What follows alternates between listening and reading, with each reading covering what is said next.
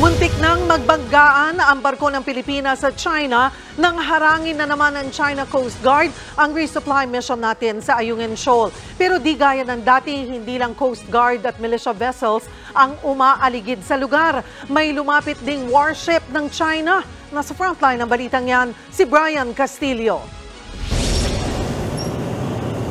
Mula Buliluyan Port sa Bataraza, Palawan, sabay na tumulak papuntang Ayungin Shoal ang BRP Sindangan at BRP Cabra ng Philippine Coast Guard. Kasama ang mga ito sa resupply mission ng AFP Western Command sa nakasadsad na BRP Sierra Madre. Madaling araw nagkita sa laot ang PCG at ang dalawang supply boats na Oneida May 1 at 2. Pero sa gitna ng biyahe, biglang nagsulputan ng mga ilaw na yan sa malayo. Habang papalapit ang dalawang resupply boat at ang PCG sa kanilang destinasyon, lumapit din ang mga ilaw na galing pala sa mga barko ng China Coast Guard. Binuntutan nila ang resupply vessels hanggang sa bukana ng Ayungin Shoal.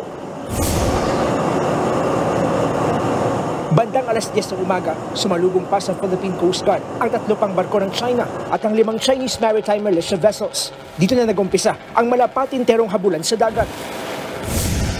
Ilang beses binuntutan at dinikitan ng Chinese vessels ang mga barko ng PCG at ang mga bangkang may bitbit na probisyon sa mga sundalo.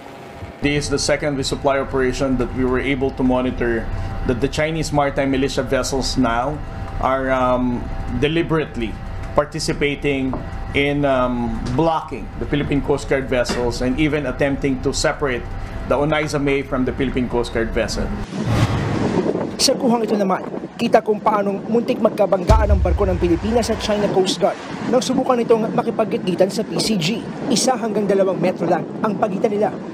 Napilitan tuloy patayin ng PCG ang makina ng barko at umatas para makaiwas sa disgrasya. Kung tayo, palagi nalang ikakat, tapos babanggain natin sila, ang mangyayari sa narrative nila, binangga natin ang China Coast Guard vessel. So ito ang ating iniiwasan, no? Bukod sa sandamakbak ng Chinese Coast Guard at militia vessels, kinumpirma rin ng PCG na may namataan silang Chinese Navy warship na umaaligid malapit sa Ayungin Shoal.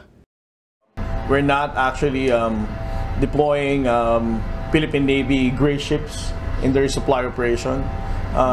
And we are also expecting at least that the PLA Navy will not be deploying warships because we believe that that's a provocative act. Matapos ang mahigit 3 oras na habulan at harangan, tuluyang naharang ng Chinese vessels ang 2 barko ng PCG, pero nakalusot at nakapasok sa Ayungin Shoal ang 2 supply boat. Ayon sa National Task Force for the West Philippine Sea, kapansin-pansin daw na bagamat tinangka pa ring harangan ng China ang mga barko ng Pilipinas, mas naging maayos sa pangkalahatan ang isinagawang resupply mission. Bahagya raw kasing mas naging maingat at tila pigil pa ang ginawang mga pagkilos ng China Coast Guard at ang katuwang nitong maritime militia vessels, bagay na hindi raw nila inasahan. Maybe it's a result of our transparency policy na meron tayong mga naka-embed na mga mamamahayan kung saan nalalaman ng buong mundo yung panghaharang at pagbablockade nila at lumalabas na nagiging bully yung kanilang aksyon laban sa Pilipinas.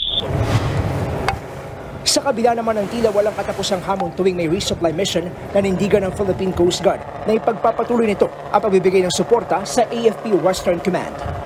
Nagbabalita mula sa frontline, Brian Castillo, News 5. Mga kapatid, Cheryl Cosim po. Iba na ang may alam at may pakialam sa panahon ngayon. Para sa tuloy-tuloy na balitaan sa frontline, mag-follow at mag-subscribe sa social media pages ng News 5.